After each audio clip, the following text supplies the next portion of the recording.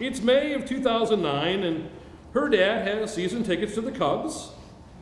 He gives her 4 tickets for a Sunday game. She invites Mary, a roommate, now a bridesmaid, and Matt, a co-worker and a reader at today's ceremony.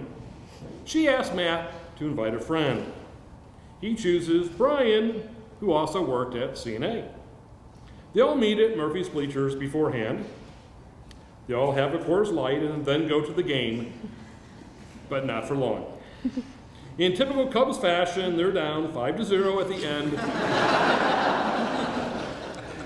At the end of the first inning. Around the 3rd inning, they go to Houndstooth, a country bar in Wrigleyville. These two pair up, talking, laughing, and enjoying country music, especially one of their favorite songs, Chicken Fried by Zac Brown Band. They stay there for a few hours. Eventually, Brian politely walks Kate and Mary to their apartment. The next day at work, Kate sends Brian an instant message. How's it going?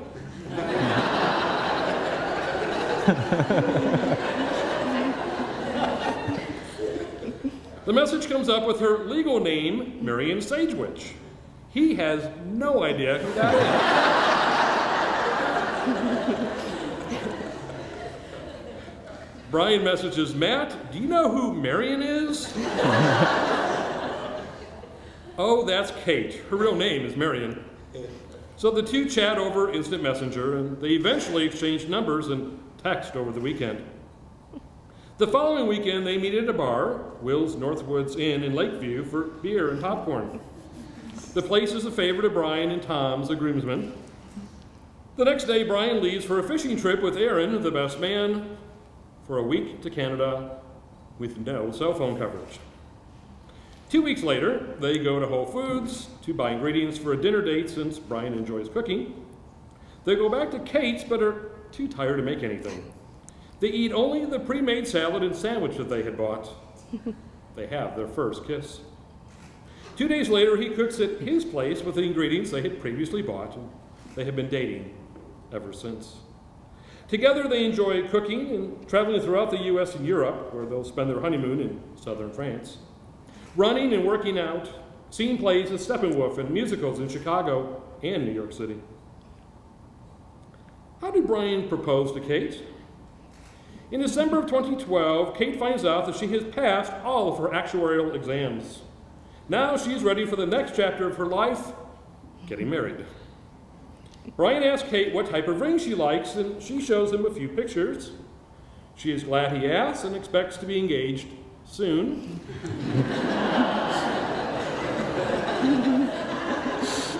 Italy. He is glad to know what she likes about rings, for she is picky. He procrastinates, deliberates, researches. She checks in and gives him what she considers to be helpful hints. Want to go to the store? What are you thinking? July 2013, she gives him an ultimatum and kindly says, I plan on getting married in 2014. I would like you to be the groom. That's nice.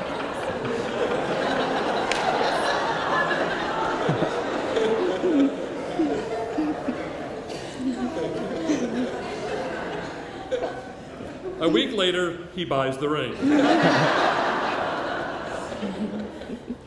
The next month, August 2013, on a Saturday, he tells her that he is studying at his condo. He is in a part-time MBA program at the University of Chicago. Several weeks before, Kate had made plans with Jackie, the matron of honor, to go to Castaways on North Avenue Beach. She is supposed to arrive at Jackie and her husband's Tom condo at 11:30 a.m. Brian, knowing this in advance, plans to surprise Kate and propose at Jackie and Tom's condo on the 38th floor with a beautiful view overlooking Lincoln Park. Kate, who likes to be punctual to the point of being early, texts Jackie, "We will come soon." She wants to get a prime spot at Castaways. Jackie relays this to Brian, but Brian tells Jackie that his bus is running behind schedule. He asks her to find a way to stall Kate. Jackie successfully stalls Kate, telling her that Tom wants her to run errands. Why doesn't Tom just run them, Kate thinks.